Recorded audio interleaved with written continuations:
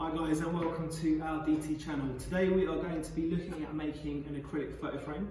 So this is a larger version of what we are going to be making today. So I'm going to take you through the process from the raw material to creating a photo frame similar to this one. So what we're going to start with is an acrylic blank. So this has literally been cut from a larger sheet of acrylic on a circular saw or on a bandsaw. It's got very rough edges at the moment. So the first job that we're going to do today is to clean these edges up. So the pieces of equipment I'm going to need to do that are going to be a file, a ruler and a piece of wet and dry paper.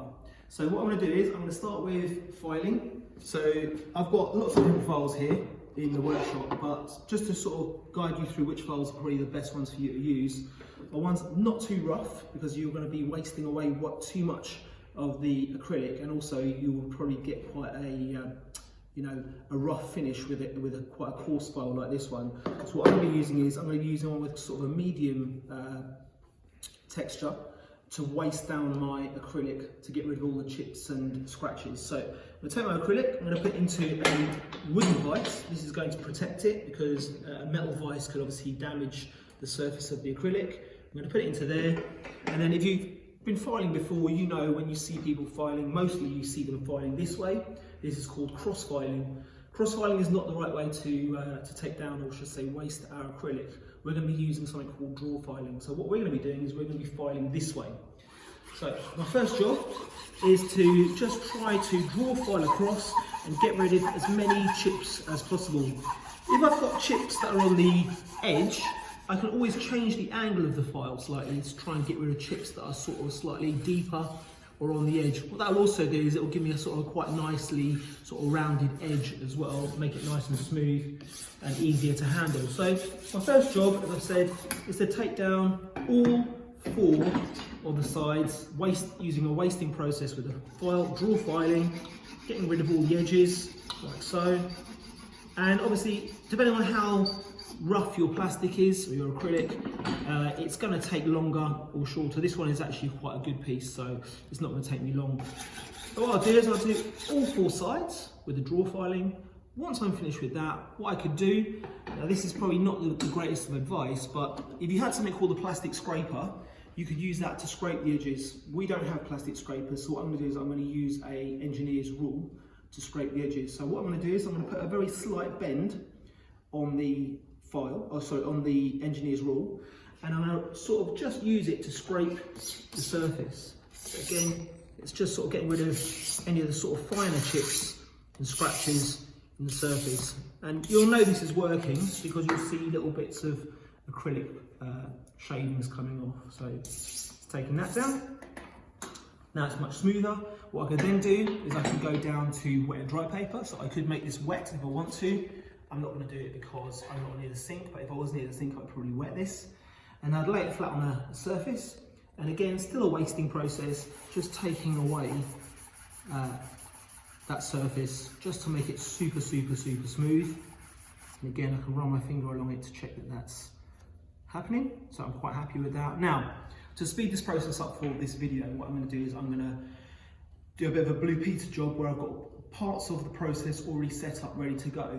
So the next part of the process, you will either need, it's a marking out process, you'll either need a scriber like this one, or a biro, depending on what you have in your workshop. So what I'm going to do is I'm going to take my engineer's rule, I'm going to place it on the end, and I'm going to divide this piece of acrylic into 3.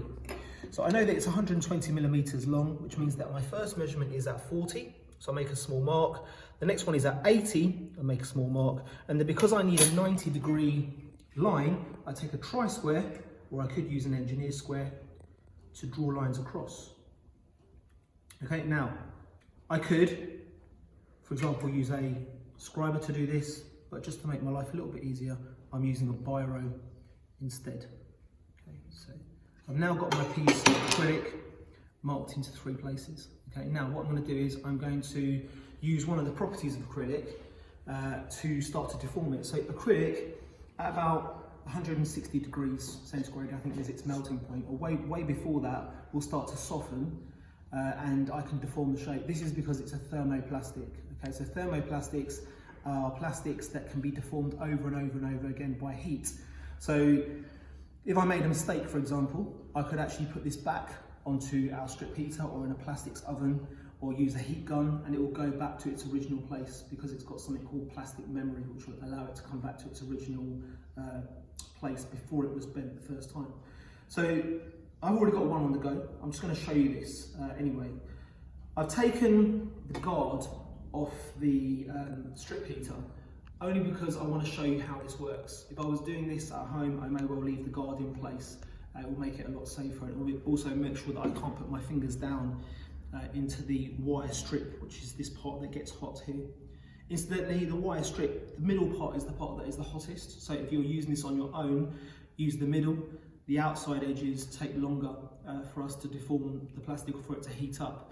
There's also a simple gauge on the front, usually, maybe on the back on this one, yeah, on the back, that tells us how long we need to leave the acrylic on before it will become soft enough to melt. So in this case, the acrylic is 3mm thick, and it will take about 4 minutes to be soft enough for us to deform it into the shape that we require.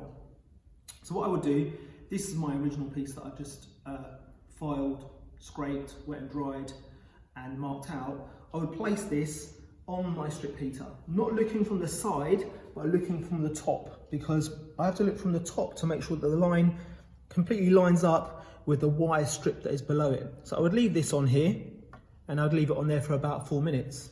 After 4 minutes, so for example, this one's been on here for 4 minutes, what I would do is I would take it off and I would bend it so that it's almost closed on itself. But you've got to remember that when you bring it together like this, if you shut it completely, your photograph won't fit through. So you have to leave a gap. I'll show you my photograph for a moment. You have to leave a gap that's big enough for the photograph to sit between the plastic. Okay, now that will take probably a couple of minutes to cool down enough so it holds its shape, right?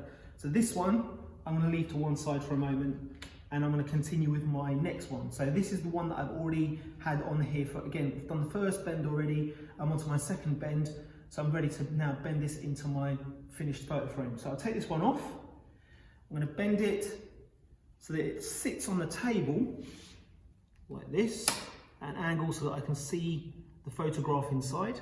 I hope everyone can see that. Again, I've got to wait for 2 minutes with that to allow it to cool down. And just while we're allowing that to cool down, just to explain a few more properties of acrylic.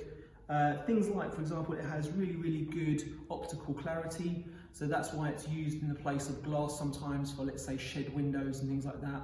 While we're talking about sheds, very good weather resistance. So again, it can be left outside for years and years and years, and it won't really have very much of an effect on it. It also has very good light resistance. So if it's in the sun, sometimes we see plastics that start to change colour in the sun. So you may well have seen like toys and things like that are plastic. They've been left outside and they start to fade. Acrylic doesn't really do that. Also, I've also said it's a thermoplastic already, which means we can change the shape. If we're thinking the other, sort of opposite end of the plastics being thermosetting plastics, they're the plastics that can't change shapes. They change shape once, never again. Also, it can be recycled, so it's easy because it can be deformed many times. It can be recycled very easily. And is there anything else? There's one more thing, and that is that it has very good impact resistance. So again, it can be hit quite a lot and it will resist impacts as well. So it's been about 2 minutes, and I think I've talked enough. So we're now in a position where we can take, or you can take, your photograph and slide it between the acrylic, like so. Now to trim mine a little bit, I'm going to trim it. I'm just going to go this way around. That's why it's always good to have a pair of scissors on hand. We'll trim the bottom off so it sits in there properly. There we go. So, one finished photo frame. So I just put it on there. So you can see it a bit more clearly. And that is our practical over for today. So see you next time on this channel. Take care.